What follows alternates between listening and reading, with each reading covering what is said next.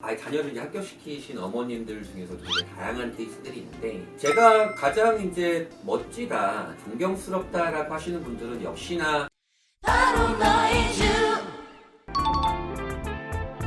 이게 좀 사실은 예민한 얘기기들 한데요. 그러니까 사실 다양한 이제 통계들도 좀 나와 있고 접하지 못하시는 통계들도 있는데, 영재학교 입학생 중에 10명 중에 7명 이상 수도권 출신이에요. 서울, 경기, 인천 출신인데, 아무래도 수도권에 이제 교육특구가 좀 많이 있거든요. 꽤 많이 있고, 지방의 교육특구라면 이제 대구와 대전, 부산 이 정도가 좀 있을 텐데, 교육특구에서 영재학교 출신 입학자들이 좀 많다라는 것은 아무래도 교육열이 좀 많이 있고, 영재학교 입시의 노하우를 갖고 있는 곳들이 좀 많이 있죠. 영재학교를 입학하는데 학원을 꼭 다녀야 되는가에 대한 문제가 또 있을 텐데, 학원을 다니지 않고 또 직접적인 되게 오랜 기간 또 도움을 받지 않고 입학한 학생들도 분명히 있긴 한데요. 좀 약간명이긴 하고, 그 학원들, 영재학교 그 입학자를 갖고 있는 실적을 배출한 학원들이 전국에 그 많은 학원들 중에 60개가 채 안 돼요.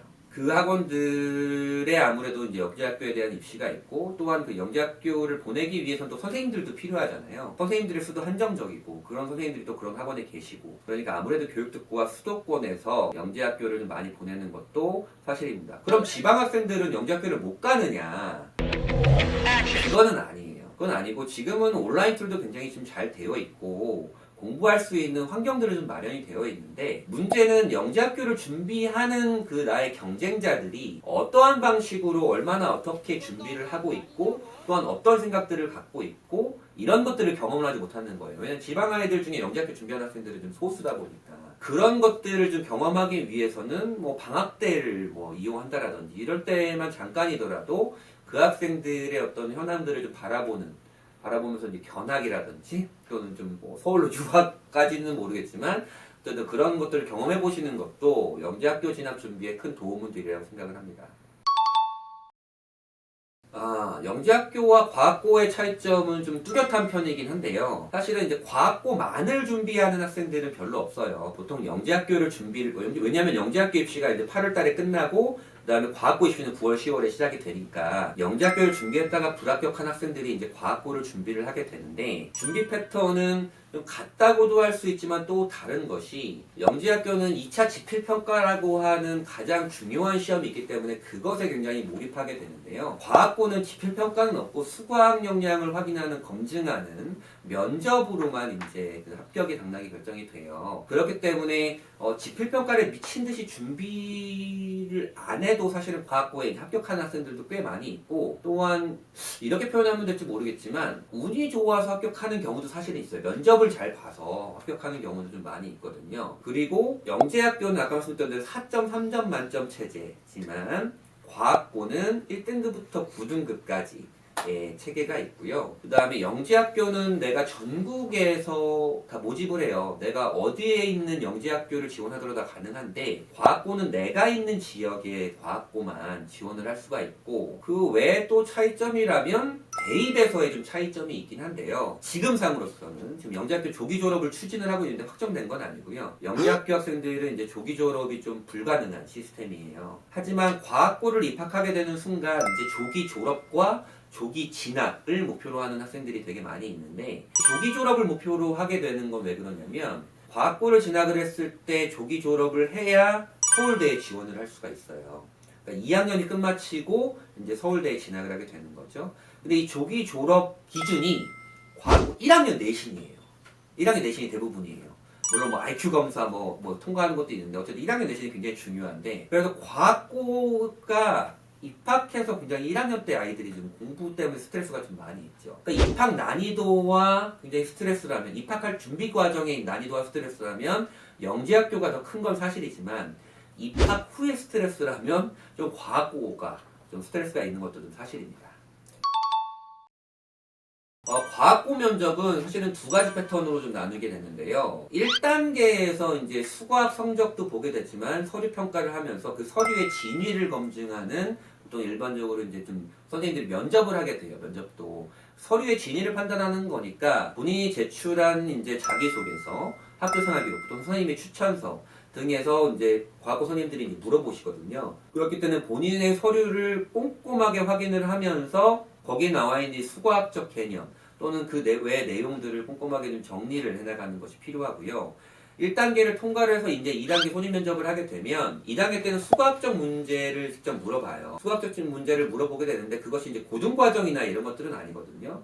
보통 전국에 굉장히 과학고가 20개나 있으니까 기출 문제들은 다 상이하긴 하지만 일반적으로 보면 실생활과 본인의 중학교 때 수학적 개념이 연관된 내용들이 좀 많이 있어요. 그렇기 때문에 본인이 중학교 때 배운 수학적 내용들이 실생활과 많이 엮여 있는 것들을 많이 탐구해보고 그 다음에 그런 것들을 접해보는 것이 좀 중요합니다. 아무래도 영재학교 과학고는 남학생 비율이 굉장히 좀 압도적이에요. 2022년 기준으로 해서 영재학교는 가장 많은 곳이 이제 9대 1이에요. 남학생이 9, 여학생 1이고 가장 적은 곳이 남학생이 4명 중에 3명, 4명 중에 1명이 여학생이에요. 아무래도 남학생들이 이제 어렸을 때부터 이제 수학적으로 관심을 보이는 친구들이 좀 많이 있고, 이런 것들은 뭐 수능 통계로 좀 나와 있긴 한데, 남학생들이 여학생들보다 수학에 대한 성적이 좀 높기 때문에 그런 것이기도 하고요. 아무래도 준비하는 양, 또 준비하는 인원들도 남학생들이 많은 것도 사실이고, 또는 진로에 대한 목표도 여학생들보다 남학생들이 이공계열로 진로를 목표로 하는 학생들이 많은 것도 있죠. 아무래도 가장 인기 있는 과들은 현재로서는 이제 IT 계열학과가 있고요. 그 다음에 전통적으로 전기전자, 화학공학, 기계공학이 있고, 지금 많이 뜨고 있는 이제 학과들이 이제 반도체공학과가 있고요. 그 다음에 메디컬 계열을 목표로 하는 친구들도 있긴 한데, 약대를 진학하는 목표로 하는 친구들도 꽤 있긴 합니다. 그 정도 상위권 아무래도 공대와 메디컬 계열이 좀 인기가 많은 편이죠. 여러 가지 이유가 있을 텐데 아무래도 가장 큰 건 이제 사회 구조적인 문제입니다. 지금 이렇게 과학기술이 굉장히 발달해서 사실은 가장 기초학문의 발전이 굉장히 중요한데 이 기초학문에 대한 투자가 굉장히 적어요. 그래서 아무래도 그렇게 뛰어난 인재들이 제대로 된 보상을 받지 못하고 거의 이제 연구에만 좀 몰입하게 되는 경우가 있는데 반면에 이제 의대에는 수입적으로나 아니면 명예적으로나 또는 더 그 직업의 안정성적으로나 보다 더 좀 메리트가 있다라고 판단하기 때문에 이제 의대를 목표로 턴하게 되는 경우도 많이 있고요. 사실은 영재학 이공계열 쪽을 목표로 해서 영재학교를 입학했는데 이건 아닌 것 같아. 그래서 나는 의대를 가야겠어 라고 본인의 꿈이 바뀌는 건 사실 학생의 죄는 아니잖아요. 성인들도 한 달 뒤에 꿈이 바뀌게 마련이긴 한데요. 그것이 죄는 아니지만 영재학교를 진학했다라는 건 우선 그것에 대한 책임도 본인이 갖고 있는 것이고 의대를 목표로 의대로 턴을 하는 건 또 그것도 본인의 자유지만 의대를 목표로 할 때는 다시 정시 준비를 하는 것이 조금 더 나은 패턴이 아닐까 생각은 듭니다. 의대가 거의 이제 지금 신드롬처럼 느껴질 정도로 의대를 목표로 하는 친구들이 정말 많아요. 영재학교뿐만 아니고 뭐 과학고, 뭐 전국 단위 자사고 일반고 할 거 없이 자연계열 상위권이라고 하면 의대를 좀 목표로 하고 있는데 아무래도 기초학문에 대한 투자가 좀 더 이루어지고 그 학생들이 조금 더 꿈을 더 발현시키고 좀 더 사회에 좀 멋지게 진출할 수 있는 루트들이 좀 많이 발견되면 좋을 것 같습니다. 네, 다양한 어머님들이 계세요. 자녀를 이제 합격시키신 어머님들 중에서도 굉장히 다양한 케이스들이 있는데, 제가 가장 이제 멋지다, 존경스럽다라고 하시는 분들은 역시나 아이를 이제 굉장히 푸시하거나 다그치거나 이제 몰아세우지 않고 부모님 스스로가 이제 좀 다양한 정보를 우선 취합해 놓으시고 아이가 필요할 때만 그런 것들을 던져주시고 그다음에 아이가 스스로 이제 좀 지적 호기심을 발현시킬 수 있도록 그런 환경을 만들어주는 예를 들어서 뭐 견학이나 체험을 어렸을 때부터 많이 시킨다든지 독서를 할 수 있는 환경 그러니까 부모님 스스로가 독서를 하면서 아이랑 같이 이제 독서랑 그에 대한 대화를 나눈다든지 아이가 필요한 것들을 적재적소에서 좀 해결해 줄 수 있는 아이를 놔두면서 자기주도 학습 능력을 길러주면서 필요할 때만 좀 케어해 주시면서 아이가 좀 뛰어나게 이제 잘한 케이스들 그러면서 영재학교 합격한 케이스들이 정말 아이가 스트레스도 받지 않고 정말 즐겁게 공부를 하면서 영재학교 합격한 케이스들이 되게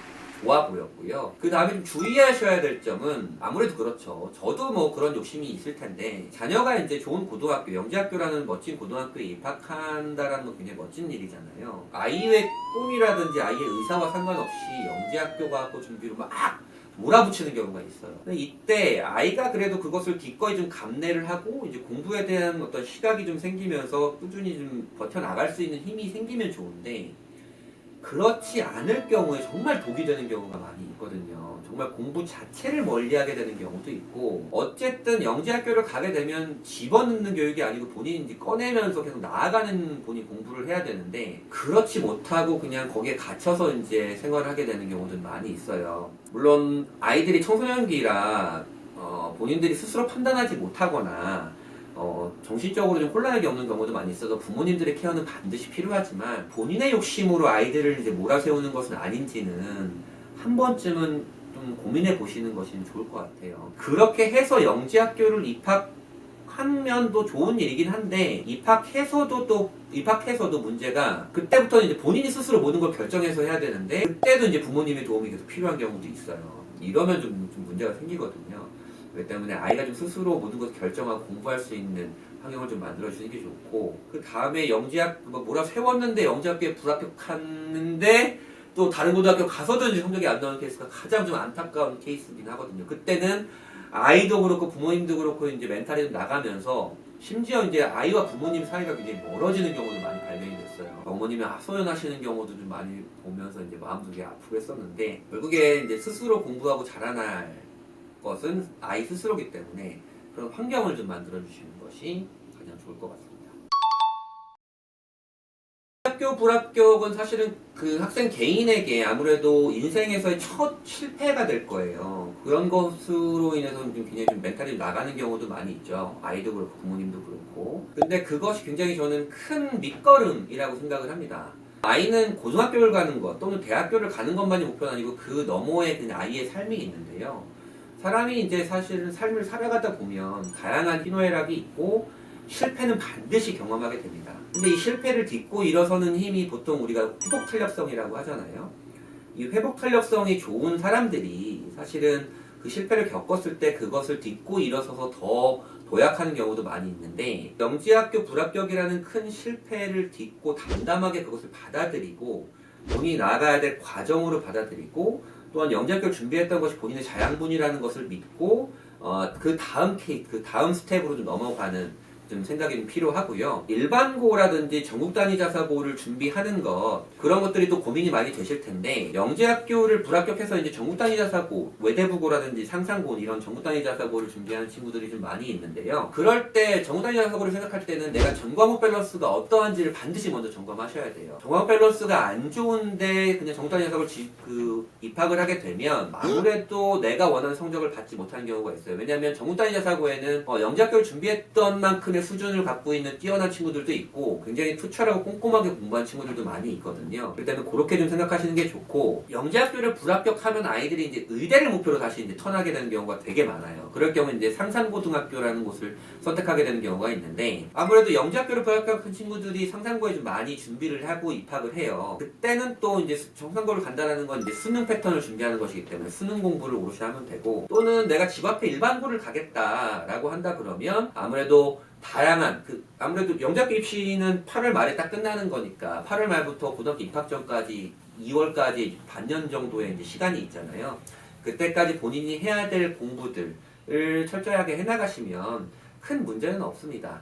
아까 언급드렸듯이 영재학교를 충실하게 준비를 했다가 운이 없어서 불합격했더라도 일반고에서 최상위권을 차지한 학생들은 많이 있는 편이고 반대로 그렇게 최상위권을 차지하지 못하고 본인이 원하는 성적이 안 나왔던 친구들은 아마 영재학교 준비를 좀 억지로 했거나 또는 겉핥기식으로 했거나 아니면 영재학교 불합격의 멘탈을 극복하지 못했거나 영재학교 불합격 후 고등학교 입학 전까지의 준비 과정이 좀 부실했거나 하는 친구들이 좀 많이 있으니까 이런 것들을 좀 염두에 두시면 될 것 같습니다. 영재학교는 아까 언급드렸듯이 전국에서 789명을 모집하는 굉장히 좁은 문입니다. 그리고 추산으로 보면 전국 학생들 중에서 약 한 5,000명에서 5,500명 사이 정도가 좀 준비를 하는데요. 그 학생들이 정말 수학적 또는 IT, 정보 쪽으로 굉장히 몰입을 많이 하게 되거든요. 영재학교 내가 준비를 마음을 먹었다고 하면 그 어마어마한 공부량을 내가 감내할 준비가 되어 있는지를 학생은 점검을 해야 될 것이고, 부모님은 내가 그 기간 동안 아이를 제대로 케어할 수 있을지도 좀 고민을 하셔야 될 거예요. 그 다음에 영재학교 준비했을 때는 선행과 심화와 경시 과정, 수과학의 그런 과정과 또한 나의 진로 목표, 계열 목표를 정하고 그래서 따른 탐구 과정까지 해야 되는 것들을 참 로드맵을 잘 세우시고 하시는 것이 좋을 것 같습니다. 또 하나는 영재학교는 굉장히 좁은 문이니까 불합격한 학생들이 굉장히 많이 있을 거 아니에요? 그 불합격이 본인의 인생의 실패라고 생각하시면 절대 안 됩니다. 영재학교를 준비했던 과정은 학생이 앞으로 나아가야 될 과정에 분명한 자양분이 될 것이고, 그것을 딛고 일어서서 본인의 다음 스텝을 준비하는 것이 굉장히 옳을 것으로 생각됩니다. 영재학교 지금 파이널 기간인데요. 영재학교를 준비하는 중3 또는 중2 학생들 파이팅 하시길 바라고요. 아니면 영재학교를 목표로 하고 있는 저학년 학생들도 영재학교에 대한 다양한 정보들 고민해보시고 본인 스스로도 점검을 하시면서 앞으로 나아가시길 바랍니다.